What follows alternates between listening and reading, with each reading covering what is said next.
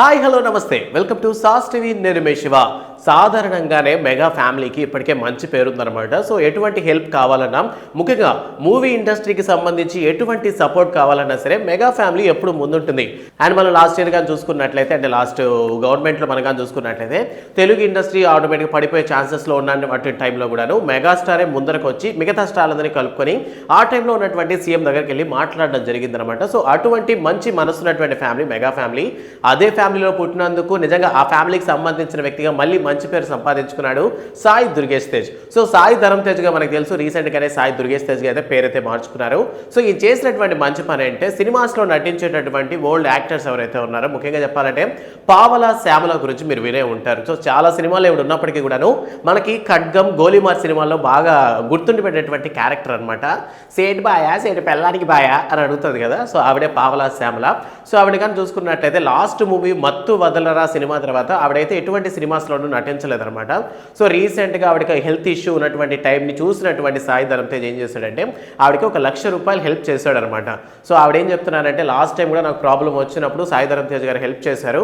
So ఈసారి మర్చిపోయారేమో అనుకున్నామట, ఇంకేం గుర్తుంటారని అనుకున్నాను, కానీ ఇటువంటి టైంలో కూడా నన్ను గుర్తు చేసుకుని నా దగ్గరకు వచ్చి హెల్ప్ చేశారు అని చెప్పడం జరిగింది.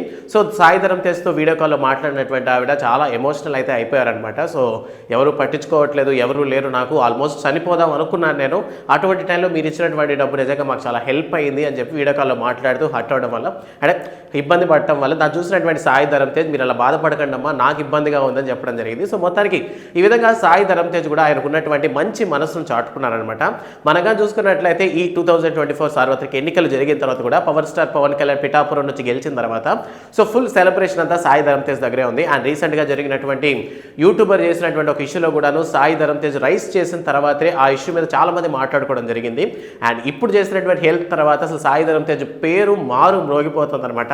సో మెగా ఫ్యామిలీలో ఆఫ్టర్ మెగాస్టార్ తర్వాత పవర్ స్టార్ తర్వాత మళ్ళీ అటువంటి ఒక సేవా గుణం ఉన్నటువంటి వ్యక్తిగా ప్రెజెంట్ సాయి ధరమ్ తేజ్ అయితే కనిపిస్తూ ఉన్నారు.